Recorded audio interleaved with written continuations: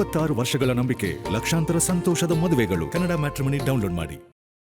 ಮಹಾರಾಷ್ಟ್ರದ ಪಶ್ಚಿಮ ಘಟ್ಟ ಭಾಗದಲ್ಲಿ ಇನ್ನೂ ಕೂಡ ಮಳೆ ಮುಂದುವರೆದಿರುವಂತದ್ದು. ಇದೇ ಒಂದು ಕಾರಣಕ್ಕಾಗಿ ಸದ್ಯ ಈಗ ದೂದ್ಗಂಗಾ ನದಿ ತಟದಲ್ಲಿರುವಂತಹ ಜಮೀನುಗಳು ಈಗಾಗಲೇ ಮುಳುಗಡೆಯಾಗಿದ್ದು, ಈಗ ದೂದ್ಗಂಗಾ ನದಿ ಪಕ್ಕದಲ್ಲಿರುವಂತಹ ಗ್ರಾಮಗಳಿಗೆ ನದಿ ನೀರು ನುಗ್ಗುವಂತಹ ಆತಂಕ ಎದುರಾಗಿರುವಂತದ್ದು. ಬಹುತೇಕ ಈಗಾಗಲೇ ಗ್ರಾಮಗಳಿಗೆ ನದಿ ನೀರು ಎಂಟ್ರಿ ಕೂಡ ಆಗಿರುವಂತದ್ದು. ನಾನೀಗ ಕಾರದಗ ಗ್ರಾಮದ ಹೊರವಲಯದಲ್ಲಿ ಇದ್ದೇನೆ. ಸದ್ಯ ನೀವೀಗ ದೃಶ್ಯಾವಳಿಗಳನ್ನು ಏನ್ ನೋಡ್ತಾ ಇದ್ರಿ, ಈಗಾಗಲೇ ಕೆಲವೊಂದಿಷ್ಟು ಮನೆಗಳಿಗೆ ನೀರು ನುಗ್ಗಿರುವಂತದ್ದನ್ನ ನೀವೀಗ ನೋಡಬಹುದಾಗಿದೆ.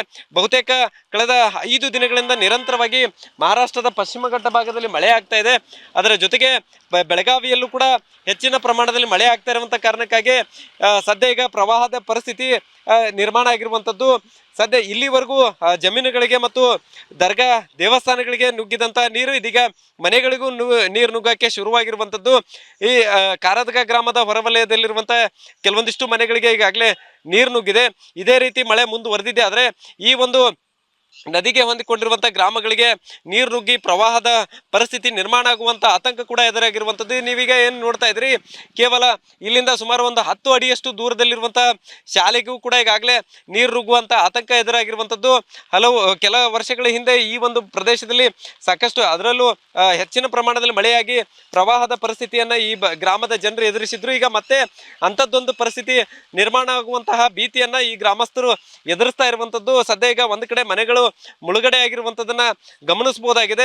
ಇದೇ ರೀತಿ ಮಳೆ ಮುಂದುವರೆದಿರುವಂತದ್ದು ನೀವೀಗ ದೃಶ್ಯಾವಳಿಗಳಲ್ಲೂ ಕೂಡ ಗಮನಿಸಬಹುದಾಗಿದೆ. ನಿರಂತರವಾಗಿ ಮಳೆ ಈ ಭಾಗದಲ್ಲೂ ಕೂಡ ಮುಂದುವರೆದಿರುವಂತದ್ದು.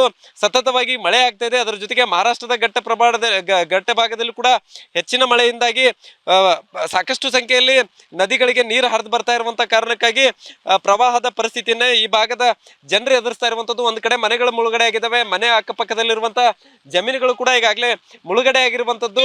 ಹೀಗಾಗಿ ಒಂದು ಹಂತದಲ್ಲಿ ರೈತರು ಸಂಕಷ್ಟಕ್ಕೆ ಸಿಲುಕ್ತಾ ಇದ್ರೆ, ಮತ್ತೊಂದು ಕಡೆ ನದಿ ಪಕ್ಕದಲ್ಲಿರುವಂತಹ ಗ್ರಾಮಗಳಿಗೂ ಕೂಡ ಈಗ ಪ್ರವಾಹದ ಭೀತಿ ಎದುರಾಗಿರುವಂತದ್ದು. ಪ್ರವಾಹದ ಪರಿಸ್ಥಿತಿಯನ್ನ ಎದುರಿಸುವಂತಹ ಸ್ಥಿತಿಗೆ ಈಗ ಬೆಳಗಾವಿಯ ಜಿಲ್ಲಾಡಳಿತ ಬಂದಿರುವಂತದ್ದು.